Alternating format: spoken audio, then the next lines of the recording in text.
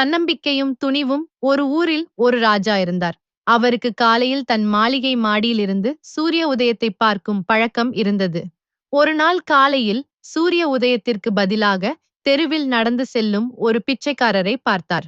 இந்த காட்சியைக் கண்டு கோபத்துடன் கீழே ஓடும்போது அவர் தலையில் அடிபட்டு இரத்தம் வந்தது.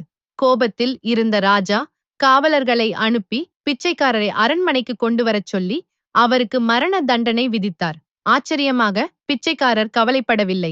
மாறாக சிரிக்க ஆரம்பித்தார். இது ராஜாவை மேலும் கோபப்படுத்தியது. மற்றவர்கள் பிச்சைக்காரரின் நடத்தையைக் கண்டு ஆச்சரியப்பட்டனர். ஏன் சிரிக்கிறாய் என்று ராஜா கோபமாக கேட்டார்.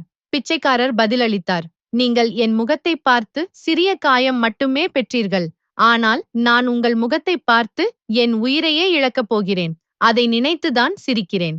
ராஜா தன் தவறை உணர்ந்து வெட்கத்தில் தலை குனிந்து மரண தண்டனையை ரத்து செய்தார். பிச்சைக்காரரின் துணிவான மற்றும் தன்னம்பிக்கையான பதிலால் அவரது உயிர் காப்பாற்றப்பட்டது.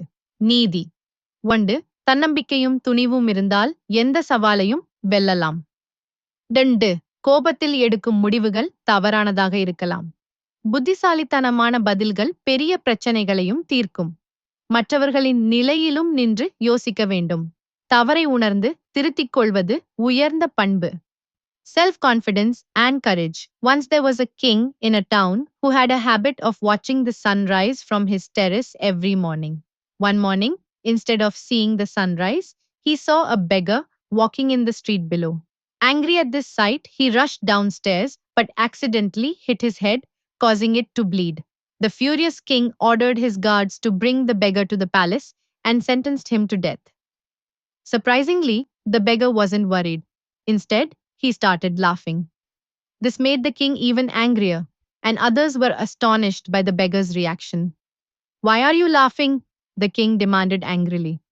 The beggar replied, You saw my face and got only a small wound, but I saw your face, and I'm about to lose my life. That's what made me laugh. The king, realizing his mistake, bowed his head in shame and cancelled the execution. The beggar's life was saved thanks to his courageous and self-confident response. Moral: with self-confidence and courage, you can overcome any challenge.